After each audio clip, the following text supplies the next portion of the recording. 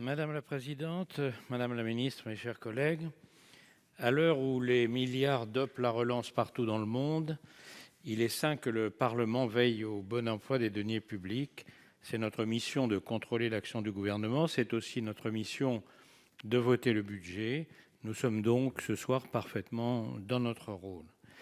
Mais la façon dont est posé le débat de ce jour nous incite à aborder le problème sous un angle particulier.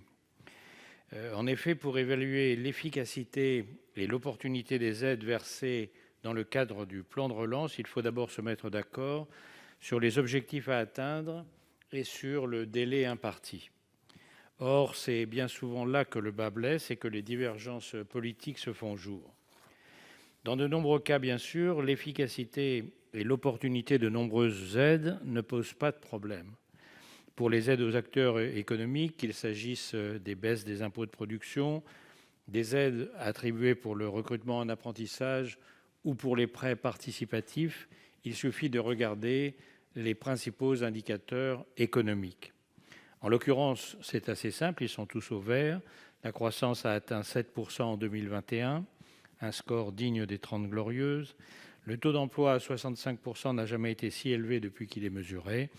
Le nombre d'apprentis a dépassé les 500 000, c'est-à-dire l'objectif déjà ambitieux fixé par le gouvernement en début de quinquennat.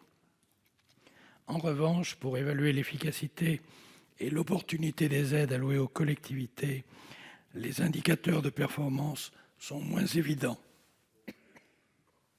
Ma question est donc simple, Madame la Ministre. Quels sont les indicateurs retenus pour évaluer les aides versées aux collectivités, notamment pour ce qui concerne les aides liées à la DSIL? Vous avez 2 minutes. Merci. Merci beaucoup, Madame la Présidente, Monsieur le Sénateur Malhuret. Je vais aller très vite à la réponse.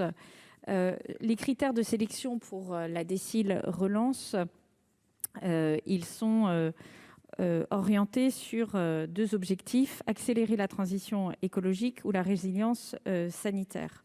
Et donc, c'est au regard de l'impact des projets par rapport à ces 2 objectifs que la sélection s'est faite. Je rappelle que les projets ont été élaborés par les collectivités locales auprès des préfectures qui ont instruit ces projets sur la base de priorités fixées au niveau national et en tenant compte des enjeux locaux. S'agissant de la DSIL de rénovation énergétique, les projets devaient être sélectionnés sur la base de 2 critères. Leur efficacité énergétique, ça c'est simple, c'est les gains énergétiques qui peuvent être mesurés, et l'impact à la relance économique. Là, l'enjeu est de voir si le calendrier de mise en œuvre du projet est concomitant avec le besoin de relance de l'économie et donc s'il est activable dans un délai réduit. Ces 2 objectifs ont permis de faire le choix entre les projets. Ces éléments ont été par ailleurs évalués par le comité Queré qui effectivement a reconnu le travail de sélection des dossiers. Et je veux rappeler ici que le soutien de France Relance aux collectivités locales comprend plus de 10 milliards d'euros. Je le rappelle, l'État a compensé dès 2020 2,8 milliards d'euros de pertes de recettes des collectivités locales et de leur autorité en charge de la mobilité.